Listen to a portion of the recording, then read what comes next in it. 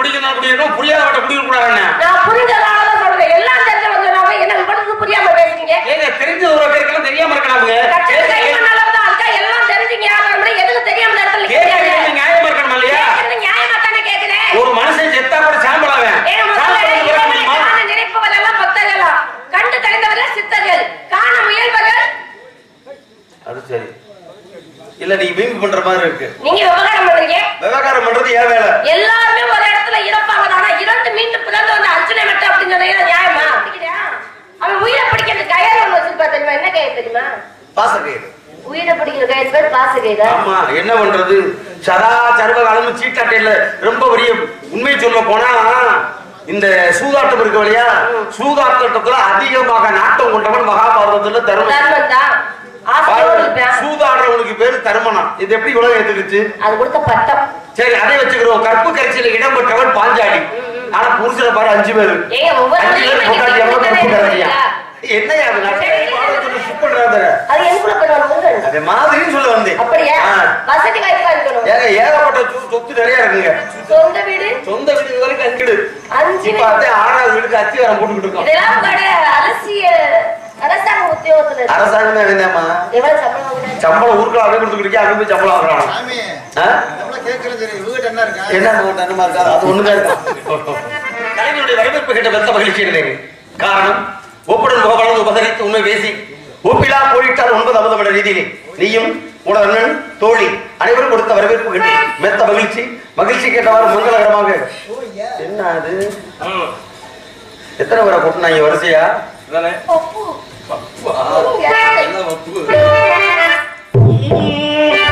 அன்பு மலர்களே நம்பியிருங்களே, நாளை நமதே, நாளை நமதே. தர்ம உலகிலே இருக்கு வரையிலே நாளை நமதே. எந்த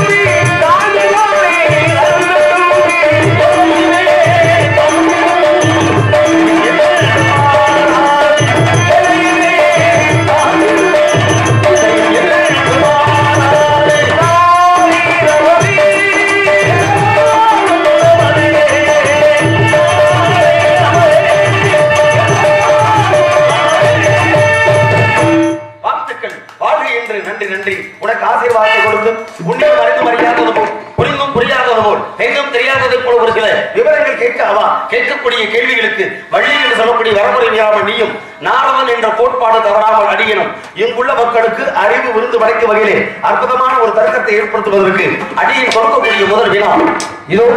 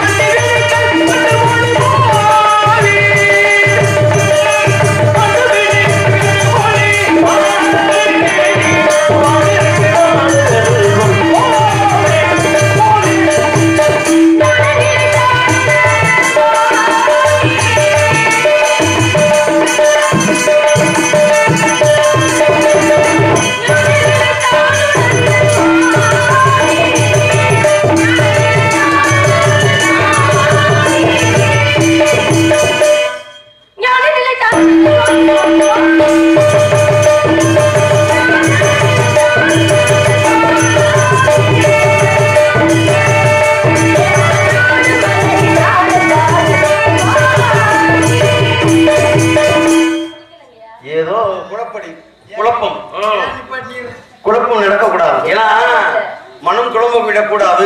ஏற்கட்ட ஒருவான சோத்துக்கு அப்ப போட்டு குதிக்கிற சோத்து பருக்கு புதுக்குனா தானே தெரியும். வெந்திருக்கா வேகலையா எப்படி பதம் பாக்குறது எப்படி பாக்கலாம்? நான் தான் பாப்பேன். எப்படி? நான் தான் சாப்பாடு சமைப்பேன். பெண்களா கூட நாங்க தான் வீட்டுல சாப்பாடு நாங்க தான் ஒரு சோறுக்கு ஒரு மாசத்துக்கு ஒரு சோறு பதம் முடிச்சிருக்கோம். அப்புறம் மிஞ்சி போன 4 பேருக்கு 4 விருந்தாடி சேர்த்து வந்துட்டு உப்பு போட தெரியாது, மிளகா பொடி போட தெரியாது. சொல்லுங்க, அதெல்லாம் நல்லாவே சமைப்போம். எல்லா பெண்களுக்கு அது உண்மை தான, கேட்டு பாருங்க. சரி, கொஞ்சம் எண்ணிக்கை கூடுதலாச்சுன்னா கொஞ்சம் சமைக்க முடியும். பெண்களுக்கு உண்டான வேலை சமையல் அதை ஏத்துக்கிறேன், சரி மறுக்கல. குடும்பத்துல 4 பேர் இருக்கான். திடீர்னு நம்ம விருந்தாளி மத்திய நம்ம குடும்பம் வந்து ஒரு 10 பேர் வந்தாரு வச்சுக்க, குழம்பி போய் உப்பு போடுவதா மிளகா பொடி போடுவதா கைகால் ஓடாதான் கொஞ்சம் அவசரத்துல. அப்ப இப்ப என்ன சொல்லுவீங்க? அப்ப அதே அப்படி கொஞ்சம் மாத்தி பாருங்க. 5000 பேரா இருக்கணும், பெரிய திருமணம் இந்த மாதிரி மண்டபத்துல வைக்க சொல்லு. அப்படி அசராம ஃபேமில வச்சது வச்சவரா இருக்கு. கூப்பிடுறாங்க நம்ம, டேய் யார் அவரு? நம்ம புதுப்பட்டி சமயக்காரடா, சும்மா அருமையான சமையல்றா அப்படின்னு அவ்வளவு உலகம் பாராட்டு. ஊருக்கே உலகத்துக்கு சமைச்சு போட்டா கூட அந்த மனுஷன் வீட்டுல அவர் கொண்டாட்டியே தாயே சமைச்சு கொடுத்த சாப்பாடு தான் பிடிக்கும். அது ஒண்ணுதாங்க உங்களுக்கு கிடைச்ச யோகம். எத்தனை பேருக்கு அவர் சமைச்சு போட்டாலும் அம்மா அந்த சாப்பாடு நீங்க கஞ்சி ஊத்தி உங்க கையால கொண்டு வந்து கொடுங்க, இந்த சாப்பிட்டது தாயோட ஒரு பொண்டாட்டியே சமைச்சு கொடுத்தாதான் அவருக்கு பிடிக்கும். உண்மை அதைத்தான் அன்னைக்கு சொன்ன, தாயோடு அறுசு போய்வோம், கல்வி போம்டானே, சகோதரோடு தோல்வி வலிமை போம்டானே, சம்சாரம் போச்சுனா சகலமும் போச்சுடா. தாய் வீட்டால வச்சுக்க நமக்கு அறுசுவை உணவு போச்சு. ஏன்னா 1000 பொண்டாட்டிக்கிறனால பெத்த தாய் ஒரு வை ஊட்டுறாளே, அதுக்கு அம்மா வச்ச சாப்பாடு மாதிரி இல்லையே. அதான் நீங்க யாராவது சொல்லுவாங்க, எவ்வளவு பெரிய பட்டம் பதவிக்கு போனாலும் இருக்கலாம். ஏன் ஊருக்கே சமைப்பேன், ஊருக்கே சமைச்சு வந்தாலும் கிடைக்கல. எங்க ஆத்தா எனக்கு குடிச்சு கொடுக்கும் பாருங்க, ஒரு சும்மா ஒரு ரசத்தை வச்சு ஒரு துவையில வச்சு கொடுப்பாயா. இது வந்து பொதுவான நியதி, மறுக்க முடியாது. அதனால உலகத்துல எல்லாத்துக்கும் ஒரு காரணங்கள் இருக்கு. அப்ப தோட்டம் கட்டுவதில் நான் கேட்டதுக்கு எடுத்துக்காட்டு நாடு, நிலம், ஊர், சிற்றூர், தலைநகரம், தந்தையின் பெயர், தாயின் பெயர், உனது பெயர், உடன் பிறந்தோம். சரி, வந்திருப்பது என்ன காவல், என்ன திணை, கருந்தனை செந்தனை. கருந்தனை யாருக்கு, சிந்தனை யாருக்கு? கருந்தனை உணவிற்கும் செந்தனை செந்தூர் வடிவழகது ஆராதனைக்காக. கருந்தனை யாருக்கு? எங்களுக்கு. பார்த்தாலே தெரியுது. ஏன் கருந்தனை ரொம்ப சாப்பிட்டுருக்கவங்கள சும்மா கண்ணம் கரையேறுன்னு. கருந்தனை சாப்பிடுறதா எங்களுடைய வழக்கமே. மலைவாழ் மக்கள் சூடான உணவுப் பொருளை சாப்பிடணும் என்று வெப்பத்திற்கு உகந்தது கருந்தனை. அதைதான் நாங்க உணவாக உட்கொள்ளுவோம். விவசாய வீட்டு பிள்ளை தானே. ஆமா. ஒரு விஷயம் நல்லா பாருங்க, என்ன நல்லா நாத்து போட்டு நம்ம நாத்தை புடுங்கி வயக்காடு நட்டுட்டு வச்சுக்கோங்க. முதல் களை எடுப்பு, 2வது களை எடுப்பு, 2 களை எடுப்பாங்க. 2 களை எடுத்தாதான் ஒழுங்கா பார்த்தது.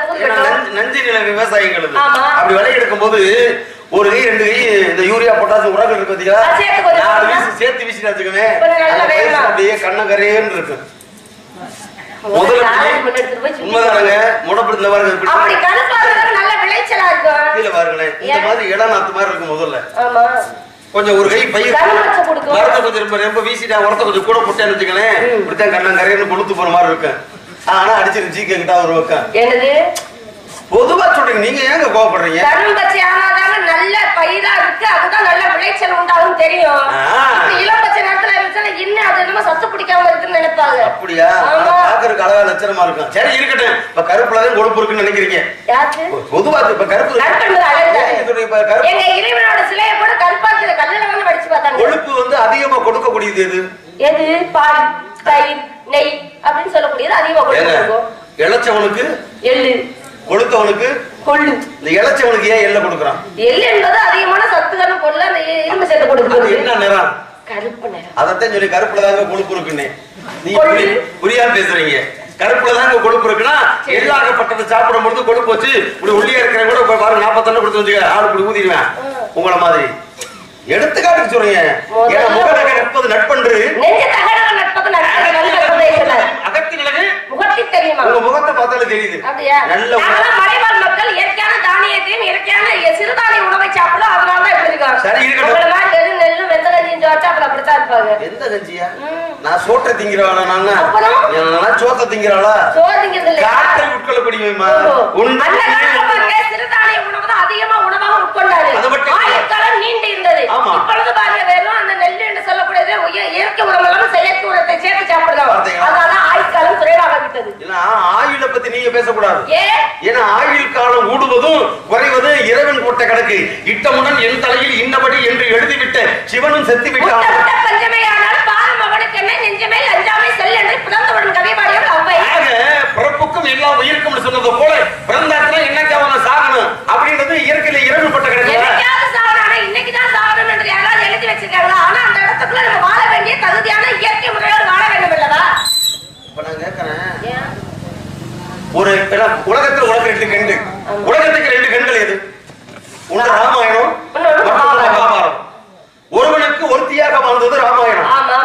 ஒருவனுக்கு அதை வந்து ராமனாகப்பட்டவன் எடுத்த அவதாரத்துல ஏகப்பட்ட விரதனாக இருந்தார். ஆனா அடுத்த அவதார மகாபாரதத்துல ஏகப்பட்ட பத்தினிக்கு வருது. 60,000 கோபியர் கொஞ்சம் ரமணாக்கள அழகான ஒரு வடிவத்துடன் இருந்தார். அப்ப அந்த பாரதத்துல பஞ்சபாண்டவர்கள் எத்தனை பேரு? 5 பேர். உண்மைதானே? ஆமாம். எல்லாரும் இருந்தா கடைசியில பாரதத்துடைய முடிவில அதான உண்மை. உண்மை மாற்று கருத்து இல்லையா? கிருஷ்ணனுக்கே இறப்பு உண்டு. கிருஷ்ணனுக்கே இறப்பு இருந்தது. கிருஷ்ணன் இறந்தார். அங்க எப்படி ராம இருந்தாலும் கிருஷ்ணன் இறந்தார். ஆமா. ஆனா அந்த பஞ்சபாண்டவரின் நடுவனாக இருக்கக்கூடியவன் யார்? அர்ஜுனன். அர்ஜுன் தானே? விழுக்கு விஜயன். அதான உண்மை. ரொம்ப சாமர்த்தியசாலி. சரி நான் கேக்குறேன், அர்ஜுன் ஒரு முறை இறந்து பிறந்தானே எப்ப? அர்ஜுனன் இறந்து பிறந்தானா? பஞ்சபாண்டவர்கள் இல்லையா? ஆமா. எல்லாரும் இறந்தாலும் மீண்டும் இறந்து எப்படி பிறக்க முடியும்? கேட்கிற கேள்வி புரியுதா புரியலையா? கேளுங்கள், தட்டுங்கள், தேடுங்கள். என்னென்ன கேள்வி கேட்காம அதில் பிறப்பதில்லை. அதனால உடனே கேள்வி வைக்கிறேன். கேள்வி கேட்பதெல்லாம் பகுத்தறி வழங்குவதற்காக சொன்னாங்க. நீங்க கேட்டுங்க. இப்ப ராமாயண மகாபாரதம் சொன்னீங்க. ஆமா. யுகம் என்பது 4 என்னென்ன?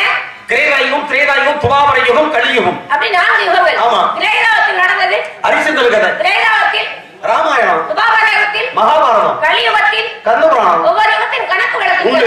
கிரேதாவத்தின் கணக்கு வழக்கு, கிரேதாவத்தின் கணக்கு வழக்கு 17,28,000. கிரேதாவத்தில் 12,96,000. துவாபரத்தில் 8,64,000. கலியுகத்தில் 4,32,000. மொத்தம் 43,20,000. கொண்டது ஒரு சதுரயுகம். இது யுக கணக்கு. வருடங்கள் கடந்து போயிட்டு இருக்கோம். ஆமா. ஐயா யுக கணக்கு இது. இதெல்லாம் கடந்து வந்துட்டு இருக்கோம். இவ்வளவு அழகா பேசுறீங்களே. எங்க ஒவ்வொரு இடத்துல ஒரு ஆணுக்கும் பெண்ணுக்கும் பிறப்பதான குழந்தை. ஆமா. இதான இயற்கை. இதுல இருக்கு. ஆணுக்கும் பெண்ணுக்கும் பிறந்தால் குழந்தை. இது ஒவ்வொரு உயிர்களுக்கும் அதாவது இனத்தை சார்ந்தது. சரி. சாம்பல் பொதுவானது. எப்படி? சாம்பல் யாராவது பிறக்க முடியும்? என்ன சொல்ற? முடிசூடா மன்னனும் முடிவில் பிடி சாம்பல். இப்படி சாம்பல்ல பிறந்தா ஒருத்தன் யாரு? எது எது என்ன சொல்றீங்க? சாம்பல்ல பிறந்தான் ஒருத்தன் யாரு? தாயும் இல்ல தந்தையும் இல்ல. தேவையில்லாம பிரச்சனை வளர்க்கிற மாதிரி பேசக்கூடாது. என்ன தேவையில்லாம பிரச்சனை? ஒரே ஒரு வார்த்தை தான் நானும் கேக்குறேன். நான் கேட்டதுக்காக நீ கேக்குறியா? ஏன் கேட்க முடியாது? அர்ஜுனன் இறந்து ஒரு மனுஷனாக பிறக்க முடியாதா? இங்க பாரு, புரிஞ்சு பேசல. புரியாம நான் பேசல. ஏன்னா பொல்லாதவளோட குடிக்கணும் குடிக்கணும், புரியாதவட்ட குடிக்க கூடாதுன்னு நான் புரிஞ்சதால தான் சொல்றேன். எல்லாம் தெரிஞ்சவங்க சொன்னாங்க, என்ன இவ்வளவு புரியாம பேசுறீங்க? ஏங்க தெரிஞ்ச ஒரு பேருக்கெல்லாம் தெரியாம இருக்கலாம்ங்க. எல்லாம் தெரிஞ்சீங்க, எதுக்கு தெரியாம இடத்துல கேக்குறீங்க? நியாயமா இருக்கணும் இல்லையா? நியாயமா தானே கேக்குறேன். ஒரு மனுஷன் செத்தா கூட சாம்பலாவேன். நினைப்பவர்கள் எல்லாம் பக்தர்களா? கண்டு தெரிந்தவர்கள் சித்தர்கள், காண முயல்வர்கள். அது சரி இல்ல, நீங்க வீம்பு பண்ற மாதிரி இருக்கு. நீங்க விவகாரம் பண்றீங்க. விவகாரம் பண்றது ஏன் வேலை? எல்லாருமே ஒரு இடத்துல இறப்பாங்க. ஆனா இறந்து மீண்டும் பிறந்து வந்த அர்ஜுனை மட்டும் அப்படின்னு சொன்னீங்க, நியாயமா? நியாயமா நியாயம் இல்ல. நீ சொல்லக்கூடிய பதில் வச்சு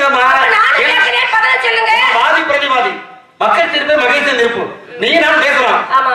நடுவர்களாக சொல்லக்கூடியது அவங்க. அதை நீ முடிவு கூடாது. அதனால பேச்சு பேச்சு பெருமளவு இருந்தாக்க பேச்சு கீச்சனா கிளி பிள்ளை. அது சரி. எதனால நீங்க பேசுவீங்க பொழுது இது?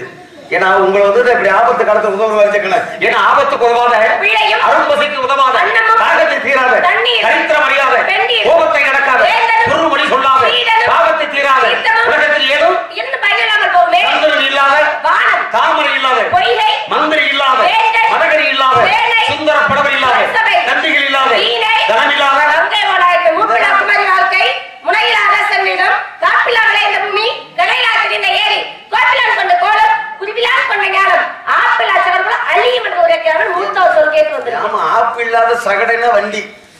அது போல அசந்து வரனா பச்சை பசப்பி அச்சில்லாம தேரோட்டணும் என்று ஓட்டுனது யாரு? கைகை. அன்னைக்கு ராமாயணத்துல ஓட்டுனா தசரதன் உயிரை காப்பாத்துறதுக்காக. நீங்க இன்னைக்கு என்கிட்ட ஓட்டுறீங்க. நான் கேட்ட கேள்விக்கு இவ்வளவு விஷயம் பேசுறாரு. நான் கேட்ட கேள்விக்கு பதில் சொல்லிக்கலாம்ல. நான் கேட்கிறேன், நீங்க பதில் சொல்லுங்க. பெரிய ஆள் தானே நீங்க. வள்ளி நான் சின்ன பிள்ளை காட்டுக்குள்ள இருக்கு. நீங்க 14 சுத்தி வந்தவர் தானே. உங்களுக்கு தெரியாதா? சரி. ஏன்னா அதாவது நீங்க போற வழியில் நானும் போயிடக்கூடாது. நீங்க சொன்னது போல வள்ளி சின்ன பிள்ளை சொல்லாமல் செய்வார் பெரியவர் அப்படின்னு சொல்லி செய்வார் சிறியவர். உங்க கேள்வி நான் அடுப்பு சாம்பல்ல ஒரு மறக்க முடியுமா? பிறந்த யார் பிறக்க முடியுமா? பிறந்த எப்படி பிறந்த? ஏன் பிறந்தனா அவன் தான் 18 சிக்கத்தில் கோரக்க சித்தராகப்பட்டவன். ஏன்னா சித்தர்கள் வாழ்க்கை வந்து வித்தியாசமாவே இருக்கும். கொஞ்சம் சித்து வேலைகள் ஒன்றாக 8 வகை சித்து: அனிமா, மகிமா, லகிமா, கரிமா, பிராப்தி, பிரகாமியம், ஈகத்துவம், வகித்துவம் என்று சொல்லக்கூடியது. அவன் பிறக்கிறதுக்கு காரணம் யார் தெரியுமா? அவனுமே சித்தன் தான். அவன் தான் மச்சமொழி. இந்த மச்சமொழிவர் என்ன பண்ணாரு? உலகத்தினுடைய நன்மைகளை கருதி ஒவ்வொரு இடமா தேவாலய தரிசனங்கள் பண்ணிக்கிட்டே வர்றாரு. பண்ணிக்கிட்டே வரும் பொழுது தாகம் எடுக்குது. பார்த்தா இப்படி வீதி ஒரு ஓரத்தில் ஓலை குடிசை. அந்த ஓலை குடிசையில் உங்களை போற ஒரு பெண்கள் இருக்காங்க. அந்த பெண்ணிட்ட போய் கேட்கறாங்க, அம்மா கொஞ்சம் தவிக்குதுமா, தண்ணி கொடுங்க. தவிக்கிற வாய்க்கு தண்ணி கொடுக்கறதுக்கு பதிலாக என்ன பண்ணாங்க? ஐயா நீங்க வாங்க, உள்ள வாங்க சொல்லி அழைத்து தண்ணி இல்ல உங்களுக்கு விருந்தே வைக்க சொல்லி தலவாணையில போட்டு அறுசுவை உணவிட்டு அமுதம் அளித்தான். தண்ணி கொடுத்தா நீதான் கண்டு கொடுக்கணுமா? சாப்பாடு கேட்டா விருந்தே படைக்க. அப்ப மன சந்தோஷப்பட்டு அட தாகத்துக்கு தண்ணி கேட்டோம், பசியாகிறதுக்கு நம்ம பந்தி வச்சுட்டாங்களே, அப்புறம் என்னமா பரவாயில்ல அப்படின்னு சொல்லி வார்த்த போது இந்த அம்மாவோட இப்படி வார்த்த போகும்போது முகத்தை பாக்குறேன், என்ன ஏதோ ஒரு வாட்டமா இருக்கு அப்படின்னு. ஏன்னா ஞானி சித்தர் இல்லையா, கண்டுபிடிச்சிட்டேன். கேட்கும் பொழுது என்ன இருந்து என்ன சாமி, அப்படியே லட்சக்கணக்கான கோடிக்கணக்கான பணங்கள் இருக்கலாம், வீடு வாசல் நிலப்பட சொத்துக்கள் இருக்கலாம், வந்தவங்களுக்கு கூட வாரி கொடுக்குற தன்மை கூட இருக்குங்க. ஆனால் ஊர் உலகம்லாம் என்ன மலடின்னு சொல்றாங்களே, ஒரு எங்களுக்குன்னு பின்னால ஒரு வாரிசு இல்லையே, என்னை அம்மா என்று அழைக்கிறதுக்கு ஒரு பிள்ளை இல்லையே, அந்த வாட்டந்தே சுவாமினால எதுவுமே சொல்ல. சித்தர்கள் தான் அந்த வேலையை காட்டுவாங்களே. அப்ப படைக்கணும்னாரு இந்த விபூதி வச்சுக்க, இந்த விபூதிய நீயும் உன்னுடைய கணவனும் தண்ணீரை கலந்து அருந்தி உங்க குலதெய்வத்தை நீ வேண்டுறீங்கன்னா கண்டிப்பா உனக்கு குழந்தை பிறக்கும் அப்படின்னு கொடுத்துட்டு விடைபெற்று போயிட்டார். இந்த போயிட்டு வந்ததை பக்கத்து வீட்டுக்காரமா பாத்துக்கிட்டே இருந்தா. பாத்துக்கிட்டே இருந்த வந்துக்கணும்ல, ஏன்னா இவ சின்ன வயசு, குழந்தை இல்ல. என்னடி அந்த சாமியாரோட ரொம்ப நேரம் பேசிக்கிட்டே உள்ள வச்ச சாப்பாடு ஓட்டே உனக்கு அவருக்கு என்ன அப்படின்னு இப்படி வித்தியாசமா கேட்க ஆரம்பிச்சுட்டான். அப்பதான் இவ சொல்றா, ஏமா அவர் வந்து ஒரு விருந்தாளி மாதிரி வந்தாரு, தாகத்துக்கு தண்ணி கேட்டாரு, சாப்பாடு ஓட்டிட்டு தவறா அப்படின்னு சொல்லிட்டு வேற ஒண்ணும் கிடையாது, என் வருத்தத்தை சொல்லி பிள்ளைகளை சொல்லி அவர் வருத்தவங்க இந்த விபூதியே இருக்கு இல்லையா, இதை கொடுத்து கணவன் மனைவி தண்ணீர் இருந்து குலதெய்வத்தை வேண்டிக்க சொன்னாரு அப்படின்னு சொல்ல. அப்பதான் இந்த அம்மா சொல்றா, பக்கத்து வீட்டு கரப்புல அடி போடி சாமியார் கூட நம்பாத, நீ என்ன ஆமாமான்ற இப்ப உள்ள காலத்தை நான் சொன்னேன். அந்த அம்மா சொன்னது அப்படி நம்பாதடி, போலியா சாமியார் வேஷம் போட்டு நிறைய பேர் வருவாங்க. ஒருவேளை அவங்க நிறைய நடக்குதுல காலத்துல உண்மைங்க, இதெல்லாம் என்ன இருக்கு. அப்ப இந்த மாதிரி விபூதிகளை கொடுத்து மயக்க மருந்தெல்லாம் கொடுத்து வந்து பெண்களை கடத்திட்டு போறவங்க எல்லாம் இருக்கிறாங்க. இப்படி சொல்லி கொடுத்து உனக்கு நிறைய பேர் சொல்லி கொடுத்துருப்பாங்க. அந்த மாதிரி சொன்ன உடனே என்னாச்சு, இவ சந்தேகப்பட்டுட்டா கொடுத்த விபூதிய படக்குன்னு வாங்கி கொண்டு வந்து பொம்பளை என்ன பண்ணிவிட்டா, வீட்டுக்கு மாட்டு பின்னால் அந்த மாடுகளுக்கு வந்து கஞ்சி காய்ச்சறதுக்கு பின்னால் ஒரு அடுப்பு வச்சு மாட்டு கஞ்சி, அந்த அடுப்புல கொண்டு இந்த விபூதி தூக்கி போட்டு விட்டு விட்டா. இப்படி போய் நடந்துச்சு. அந்த ஒரு மாதம் ஆச்சு, மாசம் ஆச்சு, 6 மாசம் ஆச்சு, வருஷம் ஆச்சு. யதார்த்தமாக மறுமுறை அந்த சிவதரிசனத்துக்காக மச்சமணி வராரு. வரும்போது ஞாபகம், இந்த வீட்டு பெண்ணுக்கு தானே நம்ம குழந்தைகள் என்று நம்ம விபூதி கொடுத்து போனோமே, நம்ம அருளால நீ யாராவது குழந்தை வந்து தத்தி தவளணுமே, எங்க அந்த வீட்டுக்கு போய் பார்ப்போம்டா அப்படின்னு போய் நேர வீட்டு வாசல் நின்று அம்மா அப்படி கூப்பிடுறாரு. உள்ள இருந்து வந்தால வந்த உடனே இந்த பழைய உருவத்தை பார்த்தோன்னு உனக்கு பயந்து கதவை தாண்டிட்டு இருக்கான். அம்மா என்னம்மா வாமா ஏன் இப்ப என்ன பார்த்து கதவை தாண்டி என்ன விஷயம், எங்க உன் பிள்ளை, எங்க உன் மயனை கூட்டிட்டு வா, நான் ஆசீர்வாதம் பண்ணணும்ன்றாரு. ஏன்னா இவர் கொடுத்ததுனால குழந்தை பிறந்திருக்கும் அப்படின்றது பேருக்கு தெரியுது. இந்த மாதிரி நம்ம செய்யவே இல்லையே அப்படின்னும் பொழுது தடுமாறி பதறி வந்து வெளியே நிற்கிறார். என்ன குழந்தை பிறகு உறுதியா சொல்றாருன்னு சொல்லி சாமி அப்படின்னா எங்க குழந்தையை தூக்கி வரும்போது எனக்கு குழந்தையும் பிறக்கலையே. அப்பதான் நீ சொல்றேன் ஏதோ இதுல மாறுதல் நடந்திருக்கு, நான் விபூதி கொடுத்து இது வரைக்கும் குழந்தை இல்லாம போகாது. ஆனா குழந்தை பிறக்கிறது என்ன காரணம் உண்மை சொல்லு அப்படின்னும் பொழுது இந்த மாதிரி பக்கத்து வீட்டுக்கார பெண்மணி பேச்சை கேட்டு நீங்க கொடுத்த விதிய கணவனுக்கு தெரியாம நான் அடுப்பு சாம்பல்ல கலந்து விட்டுட்டேன். சண்டாரி நான் தான் சொல்லல தண்ணீர்ல கலந்து கொடுத்தா உங்களுக்கு குழந்தை உருவாகுது. அந்த வார்த்தையை பிடிச்சுக்கிட்டா எங்க தண்ணீர்ல உங்க விபூதியாகப்பட்டதை கலந்து கொடுத்தா குழந்தை உருவாகும் சொன்னீங்கல்ல, அதே நீங்க கொடுத்த விபூதி ஒரு வருட காலமா எங்க அடுப்புக்குள்ள தான் கிடக்கு. எங்க அதே அந்த விபூதி உண்மை இருந்தா நீங்க கொடுத்தது சக்தியாக இருந்திருந்தால் அங்கிருந்து எங்க குழந்தைய கொடுக்க சொல்லுங்க, கொடுக்க வைக்க பார்க்கலாம் அப்படின்னு இவன் சொல்ல என்னையே நீ சோதிக்கிறியா? நான் யாரு? 8 வகை சித்து, 4 உயிர் பரலோகம் போய் வரக்கூடியவன். இப்பேற்பட்ட சித்தர்களை பார்த்து நீ சந்தேகப்படலாமா, சோதிக்கிறியா என்று அடுப்பு சாம்பலுக்கு உண்மையான ஒரு பெயர் கோரக்கம் என்பார்கள். அங்கிருந்து குழந்தையை நீ வா என்று அழைக்கிறான். கோரக்கா எழுந்து வா, கோரக்கா எழுந்து வா, கோரக்கா எழுந்து வா என்று 3 முறை சத்தமிட அங்கிருந்து ஓட்டமாக ஓடி வருகிறான் குழந்தையாகப்பட்டவன். 1 வயது போன ஆண்டு நீ உயிர் கொடுத்த போது 1 வயசு பிள்ளை தட்டு தடுமை நடக்க இருக்கும் இல்லையா, அந்த 1 வயது குழந்தையாக பொழுது தட்டு தடுமாறி ஓடோடி வந்து தாய் முன்னாலே அம்மா என்று அழைத்து நிற்கிறான். அவன் தான் பெண் நாளிலே சகல விதமான மூலிகை வைத்தியங்களும் கண்டு நமது நாட்டுடைய சீர்படுத்தியவன் கோரக்க சித்தர் என்று சொல்லக்கூடியவன். இவன் தான் அடுப்பு சாம்பல் இருந்து பிறந்தான். நீ கேட்டதுக்கு உண்டான பதில் அருமையான விஷயம். எதிரி உண்மையை சொன்னா கூட ஏற்றுக்கொள்ளும் மனப்பக்குவம் வேண்டும். அப்படியா? சித்தர்களின் விளையாட்டுகளாம் பலவிதமான எதிரி இருந்தாலும் சாதாரண சித்தர்கள் என்று சொல்ல முடியாது. அவர்களுக்கெல்லாம் நவக்கிரகங்களே பூலோகத்தில் இறங்கி வந்தவங்க இடைக்கால சித்தர் என்று பெயரும் வந்தது அவருக்காக. ஏன்னா அவர் மாற்றி அமைச்சு 12 ஆண்டுகள் மழை பொழியாமல் அந்த கிரகங்களை மாற்றி அமைக்கிறதுக்கு மழை பொழிய வச்சாராம். அப்பேற்பட்ட தன்மையான சித்தர்களுக்கு உண்டு. அதே இடைக்கால சித்தர் சித்தர்கள் வாழ்க்கை வித்தியாசம் வந்துட்டே இருக்கு. கண்டிப்பாக. அது போலதான் நீங்க சொன்ன போல யோசிக்கிறேன். நான் கேட்கிறேன் அதே விஷயத்துக்கு வரும். அடுப்பு சாம்பல் வருதல்ல, கருப்பையிலிருந்து குழந்தை பிறகு நீங்க சொன்ன எல்லாத்தையும் சொல்லுவேன். பையூரிலே பிறந்து பாடூரிலே பிறந்து வித்தாரம் என்று சொல்வதே மெய்யூர் போவதற்கு வேதாந்த வீதழிகள். அப்படி வேதாந்த வீதம் பையூரும் பாடூரும் பாலா போயிடும். அதான உண்மை. குடத்தை பாத்துறீங்களா? குடம் தண்ணி எடுப்பீங்கல்ல, அந்த குடம் ஒரு கும்பமா இருக்கு இல்லையா, அதுல பிறந்தவன் யாரு? கும்பத்திலையா? அதாங்க அவதான் பதஞ்சலி என்று சொல்லக்கூடிய முனிவர். பதஞ்சலி. ஆமா, பதஞ்சலி கும்பத்தை பிறந்தானா? புல்லுல இருந்து பிறந்தது யாரு? எது? புல்லு. புல்லு புல்ல கற்ப புல்லு. அவன் வந்து கற்பனை. யாரு? கற்பனை. அவனுக்கு முன்னாடி பேரு? எப்படி முன்னாடி பேரு? முன்னாடி பேரா? ஆமா, முன்னாடி கற்பனைன்னு அவர் வச்ச பேரு. ஆமா, ராமன் கூப்பிட்ட பேரு. அவனுக்கு முன்னாடி ஒரு பேர் இருக்கு. இது வந்து ராமாயணத்துல போய் அதுக்கு முன்னாடி பேரு குசல். அப்படி சொல்லுங்க. ஏன்னா குசல்னா புல்லன்னு ஒரு அர்த்தம். ஏங்க நீங்க அதாவது ஒரு விஷயத்தை நம்ம சொல்றோம்னா விட்டத தொட்ட என்ன நான் நீ கேட்டதுக்கு நான் பதில் சொல்றேன். நான் கேட்டதுக்கு நான் பதிலே வரல. அருமையான விளக்கம் நானும் சொல்றேன். வினாவிடை சரியா இருந்தா ஏத்துக்கங்க. வினாவிடை மாதிரி ஒரு வில்ல சொல்றது வேற செய்யும். சரி, கதையினுடைய அந்த நான் கேக்குறேன்.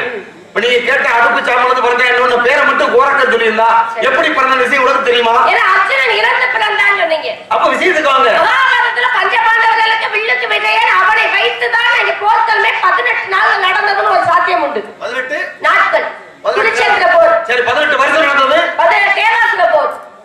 18 மாதங்கள் ராவனுக்கும் ராவணனுக்கு நடந்த ராமாயண போர். 18 வாரங்கள் சூரபன்மனுக்கும் சுப்பிரமணியனுக்கும் நடந்த போர். 18 நாளிகை அவர் சேரன் செங்கோட்டனுக்கும் கனக விஜயனுக்கும் நடந்த போர்கள். பாத்தீங்களா? ஒவ்வொருக்கும் 18 நடக்குது பாருங்க. எல்லாம் 18 தான். ஏன் அப்படி? 18 என்பதுக்கு தான் சிறப்பு இருக்கு. என்ன காரணம்? இந்த 18க்குள்ள எத்தனை அடங்கி இருக்கு தெரியுமா? எத்தனை அடங்கி இருக்கு சொல்றேன். இந்த 18 வகையான போர்கள் ஒன்றா நீங்க சொன்னீங்க. இந்த போர்க்களமே எதற்கு ஆரம்பிச்சு தெரியுமா? குருச்சேத்திரம் மண்ணுக்காக தான். இந்த மண்ணுக்காக ஆரம்பிச்ச போர் கடைசில போறது அதுக்குள்ளதான். அதனாலதான் சொன்னாங்க. அதனாலதான் அடிச்சுக்கிட்டாங்க. பங்காளித்தத்தை அனுபவிக்க நினைச்சவன் பாதி கடத்தை தாண்ட நினைச்சவன் நல்லா வாழ்ந்தத சரித்திரமே கிடையாது. இல்ல இந்த 18 நாள் போர் நடந்து முடிந்தது. நடந்து முடிந்த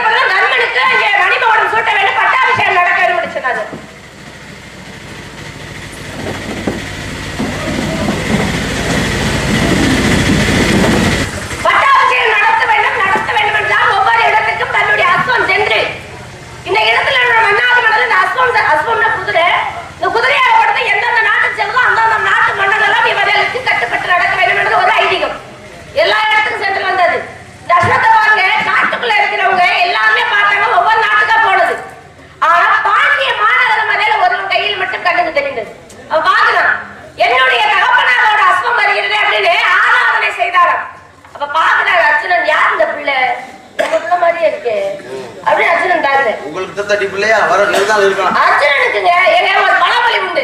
ஆத்து மண்ண என்னனால என்னன்னா அர்ஜுனோட பொண்டாட்டியே என்ன முடியாது அப்படின்னு எங்கே பார்த்தாலும் அவளுடைய பேர் அழகில் மயங்கி திருமணம் செய்து கொள்வாங்க. பெண்களே காணாது. கண்டிப்பா இப்ப பாண்டிய நாட்டுல இருக்கக்கூடியவன் பார்க்கும் பொழுது யார் அந்த பிள்ளை எனக்கு பார்க்கணும்னு சொன்னாரு. அர்ஜுனே எனக்கு பிறந்த பிள்ளையா இது, நான் எப்பேற்பட்ட வீரன், நான் எப்பேற்பட்ட வீராதி வீரன், எனக்கு பிறந்த பிள்ளை இப்படி அசுவம் வந்தால் போட்டியிட வேண்டும். என் கூட சண்டை போட்டு பிறகு என்னை வென்று நீ ஆராதனை செய்தால் மரியாதை. ஆனா இப்பவே வந்து ஆராதனை பண்ணல வீரம் இல்லையோ அப்படின்னு இங்க ஏளனமா சொன்னான. யாரிடமும் அவன் கப்புருவாகனிடம். அர்ஜுனனுக்கும் சித்திரங்காதைக்கும் பிறந்த கப்புருவாகன். அப்பதான் அவனுக்கு கோபம். சரி போனா போகுது, அங்க அஸ்திராபுரத்துல இருந்து வந்தது அஸ்வம், அதனால ஆராதனை செய்யலாம்னு நினைச்சேன். எப்பொழுது நீங்களே போருக்கு கூப்பிட்டீங்களே வாங்க போர் புரியலாமா அப்படின்னு தாய் தந்தையும் மகனும் போர் புரிஞ்சாங்க. அப்படி போர் புரியும் பொழுது சொல்லுவாங்க எப்பொழுதுமே தாய் 8 அடி பாய்ந்த குட்டி 16 அடி பாய். அப்படி பாயும் பொழுதுதான் கப்புருவாகன் கையால் அங்கே வில்லால் அம்பால் அடிபட்டு அர்ஜுனனோட உயிர் அங்கே புதைந்துடாம். இப்ப சித்திரகார பாருங்க, அட பாவி இத்தனை நாள் உன்னை பெற்று நான் வளர்த்ததை காட்டிலும் உன்னுடைய தகப்பனார் அர்ஜுனன் நீங்க இருக்கும் வரை உன்னை அவ்வளவு ஒரு மாவிலும் தோளில் போட்டு வளர்த்தார். அப்படி வளர்த்தவரை கொண்டுட்டே அப்படின்னு சித்திரகாரை சொன்னார். பிறகுதான் கண்ணன் வந்து அவன் உயிரை மீண்டும் கொடுக்க வேண்டும் என்று அங்கே நாமலோகத்தின் தலைவியாகப்பட்ட உடுப்பி என்று சொல்லக்கூடிய பெண்ணை வரவழைத்து அவள் மூலமாக அங்கே உயிரை மீண்டும் கொடுக்கப்பட்டார்கள். யார் மூலமாக போனது? தன் பிள்ளை பாண்டிய மாநகரை ஆட்சி செய்த பப்புருவாகன் மூலமாகவே சித்திரங்காரைக்கும் அர்ஜுனனுக்கு பிறந்த தன் பிள்ளை மூலமாகவே உயிர் பிரிந்தது. அர்ஜுனனுக்கு மீண்டும் கொடுக்கப்பட்டான் கண்ணன் மூலமாக. இதுதான் கதை. அவனுக்கு உயிர் திரும்ப வந்த கதையாகப்பட்டது. அர்ஜுனனுக்கு போன உயிர் தன் மகனால் மட்டுமே.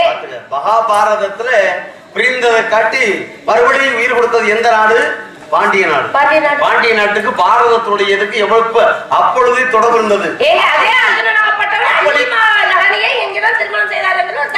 அப்படி தொடர்பு இருந்ததாலேயே குந்தி இருக்கும் பொழுது தொடர்பு இருந்தது. அதனாலதானே குந்தி மாபுரம் என்று சொல்லக்கூடியது இன்று திருப்பூண வழியிடக்கூடிய கொந்தகை என்று சொல்லக்கூடிய இடம் உருவானது. அங்கேதானே கீழடி அகழ்வாராய்ச்சி நடந்து அதற்கு இந்த வரைக்கும் தொல்பொருள் ஆராய்ச்சியில எடுத்து காட்டிக்கிறதுக்காக தமிழர்கள் வாழ்ந்த அடையாளமாக இல்லைக்கு தமிழர்கள் இப்படி நாகரிகமாக வாழ்ந்தார்கள் என்று முதல்ல மோகன்தாஸ் சொன்னாங்க. பிறகு இப்பொழுது கீழடியை ஞாபகப்படுத்தி விட்டார்கள். அது மட்டும் இல்ல, இன்னும் பலவிதமான ஆராய்ச்சிகள் கூட இருக்கு.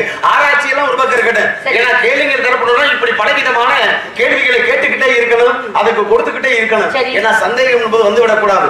ஏன்னா ஆற்றையும் பிறகு ஆற்றைக்கு நம்பலாம், ஆழகால விசத்தையும் நம்பலாம், கோலமாமத கரையை நம்பலாம், கொள்ளும் வேங்கி புளியை நம்பலாம், கால நாடு விடிய மதூதரை நம்பலாம், கண்டர் வேடர் மரவரை நம்பலாம், சேடகட்டிய மாதரை நம்பினால் தெருவிலை நின்று தியங்கி தவிக்கிறன. அதே மாதிரி நம்ம அத்தியின் மலரின் வெள்ளை ஆக்கைகள் காக்கை தானும் பித்தந்தம் மனமும் பிறந்த மீனின் பாதமும் அத்தன்மால் பிரம்மதேவன அளவிடப்பட்டாலும் சித்திரை வெள்ளியாக எவராலும் கண்டறியப்பட முடியாதுன்னு இந்த பெண்களோட மனசுல படைச்சு பிரம்மனுக்கே தெரியாத என்ன இருக்குன்னு. ஏங்க படைப்புன்னு ஒண்ணு இருந்தா கடைசியில் இறப்புன்னு ஒண்ணு இருக்கத்தானே செய்யணும்.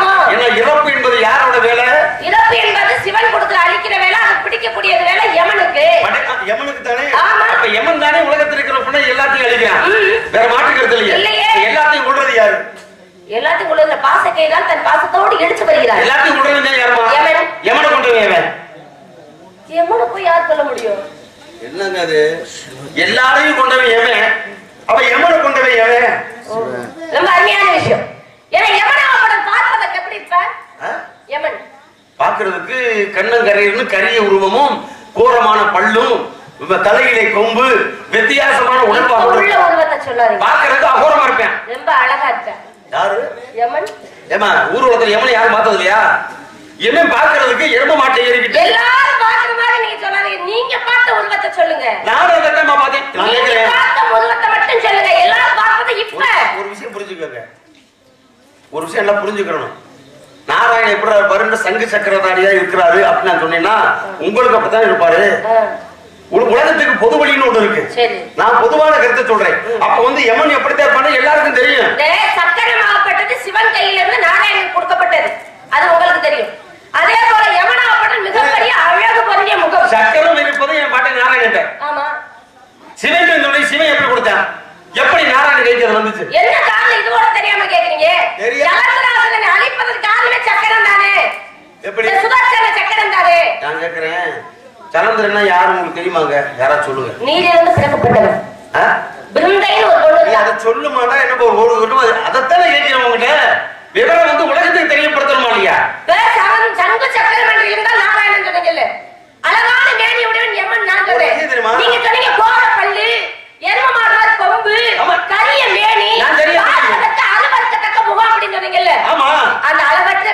கொடுத்தது யார் அவனுக்கு?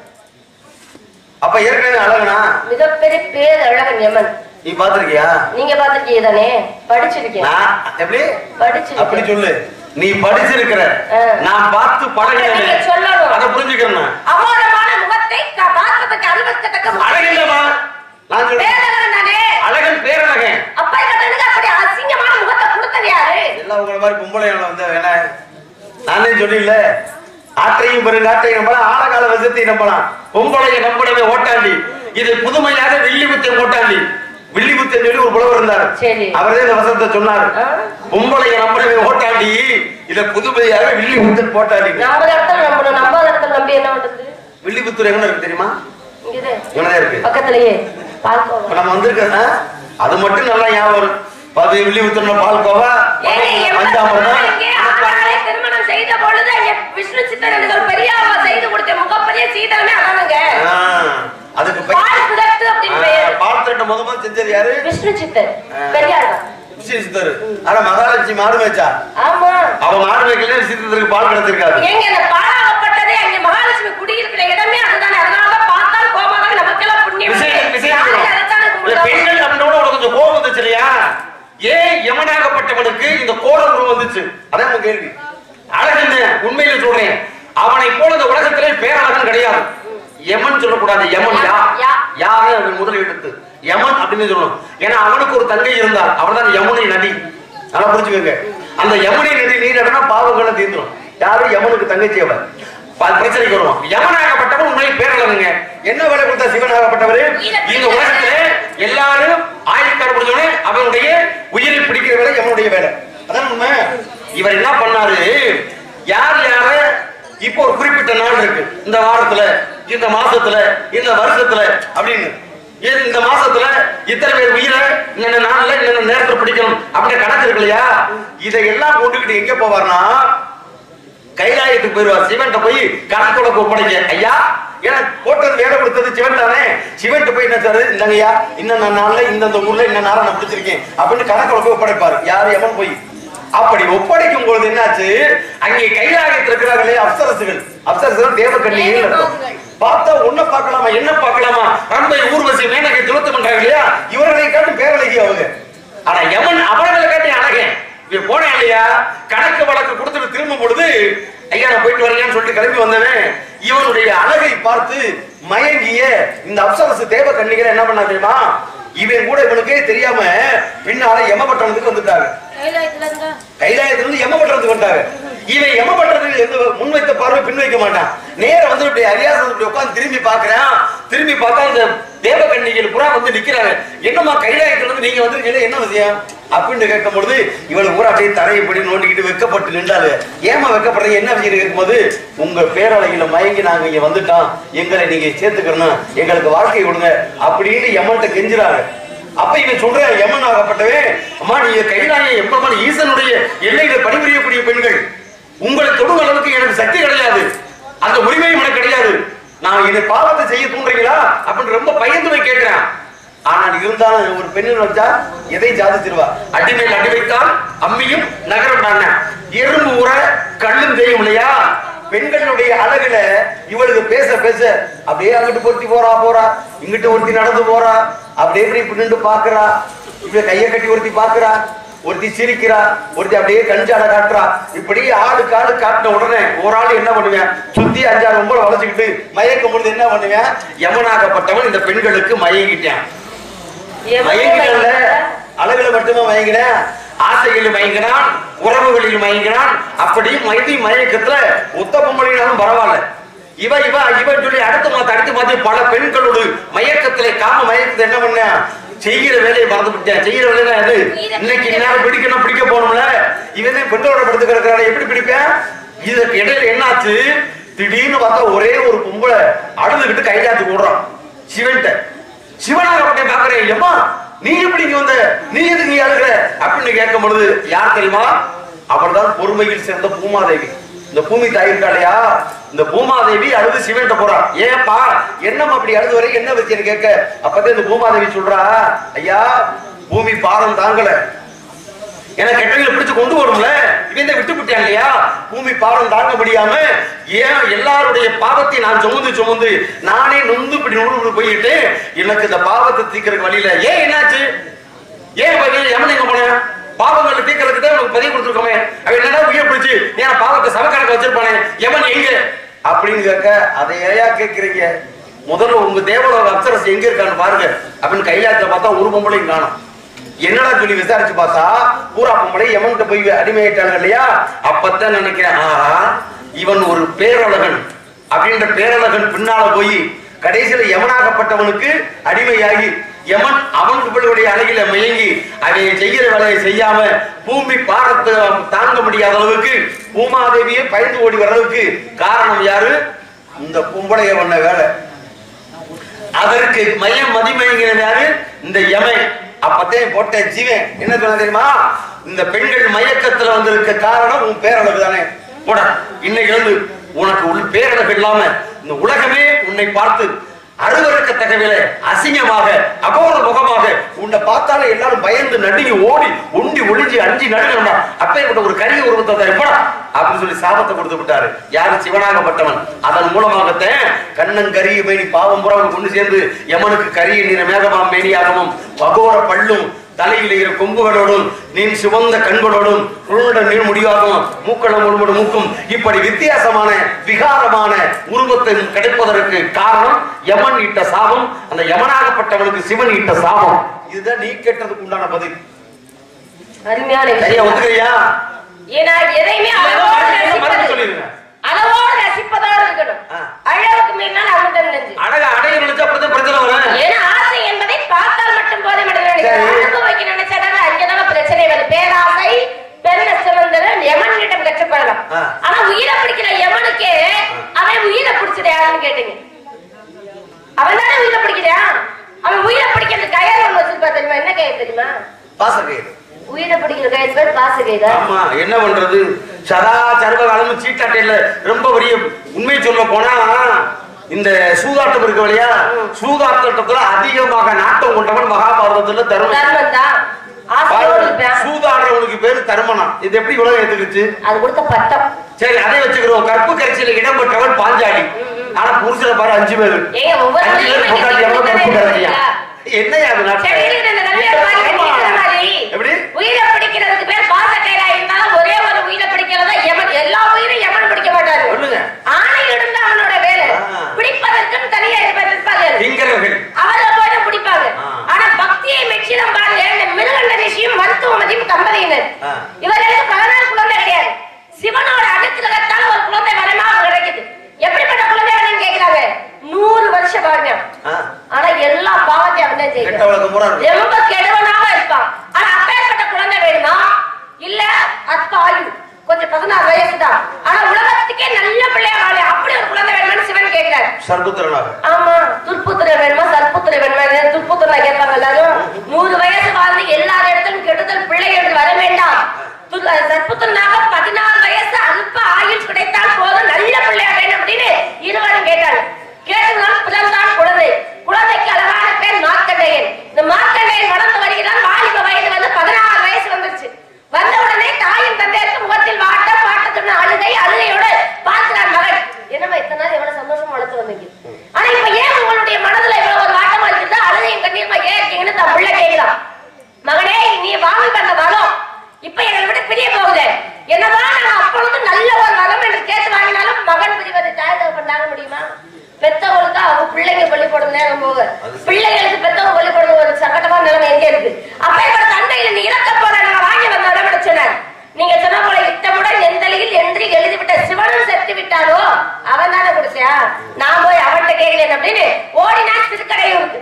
திருக்கடையூரில் இருக்கக்கூடிய அமிர்த கடேஸ்வரர் சிவலிங்கத்தை ஆக தழிவு கட்டி கொண்டாராம். கட்டிக்கொண்டு ஓ நமச்சிவாய நமக நமக என்ற அந்த மந்திரத்தை சொல்லிக் கொண்டே இருந்தார். இந்த கிங்கரெல்லாம் வந்து உயிரை பிடிக்க வந்தாங்கல்ல பார்த்தார்கள். சிவனையே கட்டிக்கிட்டு இவரை எப்படி வந்து யமனிடம் போச்சுறார்கள். யமனாகப்பட்டவர் பார்த்தார். நேரடியாக பூவுலகம் வந்து அவனை பிடிப்பதற்கு பாசக்கையில வீட்டினா அங்க எங்கே போய் பட்டதாம்? சிவனோடு சேர்ந்து பட்டதாம். சிவனாகப்பட்டவரை இந்த பட்டத்தையும் இந்த பதவியும் கொடுத்ததே நானு. பதவி வந்து விட்டால் நீ என் உயிரையும் சேர்த்து பிடிப்பாய். அவனை காலனை காலால் எட்டி உதைத்தான் முடிப்பேன். எல்லார் உயிரும் எமன் முடிப்பான். ஆனா எமன் உயிரை பிடிச்சது சிவன். எதனால் மார்க்கண்டனை காப்பாற்ற வேண்டும் என்று இடது காலால் காலனை காலால் எட்டி உதைத்தால் சிவனாகப்பட்டவர். உயிர் போனது திருக்கடையூரில். சரி, சிவனுக்கு உயிர் போனது திருக்கடையூர். எவனுக்கு மறுபடியும் உயிர் வந்தது திருப்பயஞ்சிரி. எங்க இருக்கு? திருச்சி உறையூர் பக்கத்துல திருப்பயஞ்சீரி என்று சொல்லக்கூடிய இடத்துல இழந்த உயிரை மீண்டும் யமனாக்கப்பட்டவன் பற்றியா யாரை வேண்டி? எம்பெருமான் ஈசனை வேண்டி அங்கே இன்னொரு உதவி நடந்தது. அனுகிரக நவகிரகனுடைய அனுமதி. ஏன்னா ஒரே ஒரு வார்த்தையா நவகிரகங்கள் இருந்து எல்லா இடத்துலயும் சூரியன் கிழக்கு முகமாக இப்படி ஒவ்வொருத்தரும் ஒரு முகம் இருப்பாங்க. ஆனால் அங்கே ஒரே எல்லாரும் ஒரே சிவனை பார்த்து மணிக்கு இருப்பாங்க. மீண்டும் உயிர் கிடைக்க வேண்டும் என்பதற்காக. ஆக இப்படி எல்லாமே எண்ணி துணிய கர்மம் துணிந்தவன் எண்ணுவோம் என்பது இருக்குன்னா காட்டுல போது கடவுள் இருக்கிற பொழுது வரவு இருக்கிற பொழுது வரன் நடத்துக்கு தேவை. அப்படி சொல்லுங்க. ஒளி தேவை. பருவமடைஞ்ச பெண்ணுக்கு வேண்டும். தாய் தந்தை கொடுப்பது எப்ப? பாடத்தை விளக்கும் போது தாய். தோழியை தூக்கி விளையாடும் போது கருப்பன். ஓடிப்படுத்திய வாழ்ம்போது அண்ணன் தம்பி. இப்படி வயசு கொண்ட குமரி உனக்கு யார் கொடுப்பா? எனக்கு தாய் தந்தை கொடுப்பாங்க. இப்ப உனக்கு யாரும் கொடுக்கணும்? இப்பொழுது எனக்கு திருமணம் ஆனால்தான் அந்த பருவத்திற்கு தகுந்தவாறு அவர் கணவரின் தாங்க தயாரா இருக்கீங்க. அப்படியே? ஆமா. அதனால உனக்கு உருவந்த குரல் கிடையாது. பருவத்தை கிட்ட ஒரு கல்யாணம் மாப்பிள்ளை பாட்டு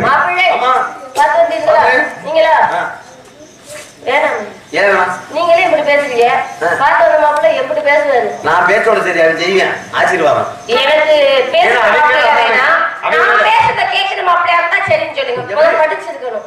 நல்லா படிச்சிருக்கேன். புதுக்கதையா அப்பனுக்கே பாடம் சொன்ன சூப்பர் ராதர. அது எனக்குள்ள பண்ணுவாங்க முருகன். அது மாதிரின்னு சொல்ல வந்தேன். அப்படியே வசதி வாய்ப்பா இருக்கணும். ஏகப்பட்ட சொத்து நிறைய இருக்குங்க. சொந்த வீடு வரைக்கும் 5 வீடு.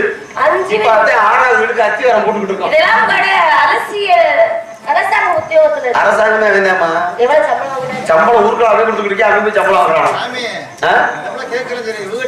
என்ன அது ஒண்ணுதான் இருக்கும். மனசு மனம் இருந்தா மார்க்க இந்த மாப்பிள்ளையோட பேரை சீக்கிரமா சொல்லுங்க. மனசுக்கு பிடிச்சிருந்தா நான் திருமணம் தயாரா சொல்றேன். பிடிக்கலன்னா வேற மாப்பிள்ளைய பாத்துங்க. என்ன சொத்து சுகம் வச்சதா அது ஒண்ணுக்கு ஈடாகுமாயா? மனசு மனசுதான் காரணம் எல்லாத்துக்கும். ஏன்னா ஏழை நினைச்சா ஏழை, பணக்காரன் நினைச்சா பணக்காரன். மனசுக்கு பிடிச்சிருந்தால கரும்பும் வேம்பாக இனிக்கு கசக்கும் கசக்கும் ஆகாமல் இனிக்கும். இது எதுக்கு மனசுக்கிட்டு? உனக்கு பார்த்தவன் யார் தெரியுமா? கந்தன், கடம்பன், கார்த்திகேயன், குமரன், குகன், குருவரன், சண்முகன், சடாசரன், செந்தில் வடிவேலன், சேவல் படியலன், வேண்டவே வேண்டாம். கவிராஜன்.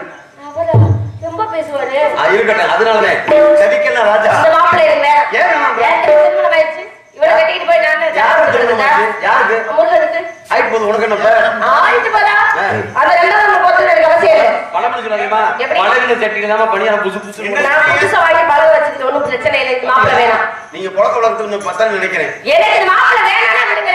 நம்ம ஊர்ல ஒரு நல்ல மாப்பிள்ளை பாருங்க. நான் வேற திருமணம் செய்கிறேன். இந்த மாப்பிள்ளை இதெல்லாம் நம்ம பக்கத்துக்கு எனக்கு என்ன அவசியம்? உங்க ஊர் தானே? உங்க நாடு தானே? எங்க நாடு? உங்க ஊர்ல உங்க நாட்டுல யாராவது இவ்வளவு பெரிய பேர் அழகி நீங்க உங்களை கட்டிக்கிட்டு வர சொல்லுங்க. கட்டிக்கிட்டு வர சொல்லுங்க.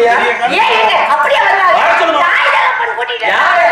நான் கட்டிட்டு யாரும் ஒரு ஆள் சொல்ல சொல்லு. சொன்னாலும் வர மாட்டேன், சொல்லாட்டி வர மாட்டேன். போய் தேடி பார்த்துட்டு வருவா. அதானே நல்ல வேலை. ஏன் வர மாட்டாங்க அப்படி?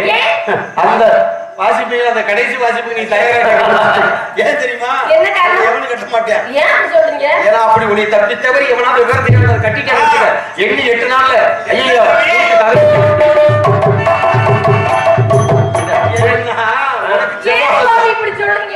செவ்வாதோசம் அடிச்சு அவனை காலி பண்ணி போடுமா? அதனாலவே செவ்வாதோசம் முடித்தவர்களுக்கு செவ்வாதோசத்தை கழிக்கும் பொருட்டு அதற்கு நாயகன் யாரு? அந்த அதிபதி யார் தெரியுமா? அவன் தான் மந்தாரன், முருகப்பெருமான். அவன் தான் உனக்கு புரிஞ்சேன். அதனாலவே அடியலை காலை அவைகளை காட்டி மறைக்காதே,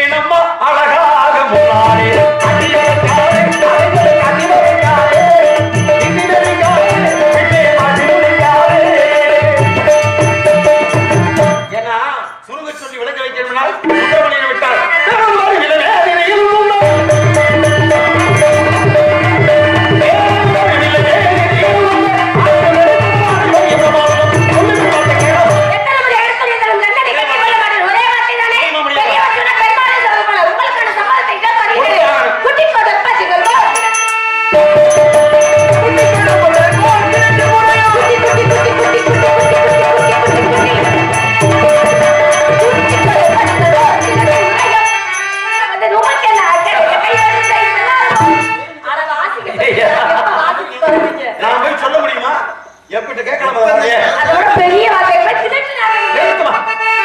கேட்க வார்த்தையை மாற்றி காட்டுகிறேன். கூட்டி கொடுப்பது உங்கள் போத்தியத்திற்கு. ஆமா அன்பில்லாத அன்பு கொடுக்கலாம். ஒரு சொத்து சுகம் இடத்தை சுந்தர தமிழ் கொடுத்து அதே சுந்தரனுடைய முருகப்பெருமான கொண்டை காட்டி மனமெடுத்து காட்டுகிறேன். சூரியன் ரத்தம் மாவதற்கு உனக்கும் பெருமான முருகனுக்கு மனமெடுத்து காட்டப்படுகிறார். அடியில் நாரத மகிழ்ச்சியர் அது சத்து சாமி நாரத பார்த்து கூட்டி கொடுக்கறா போவாரா அவருக்கு பார்த்து கூட்டி கொடுக்கலாம். சந்தோஷமான ஒரு வார்த்தை கிடைச்சிருக்கு. அதை நீங்க நினைக்க மாட்டீங்க. பேசினாலும் இந்த சூரியன் அஸ்தமானதுக்கு உனக்கும் கண்ணனுக்கு திருமணம் பண்ண சத்தியம் பண்ணி சொன்னார்.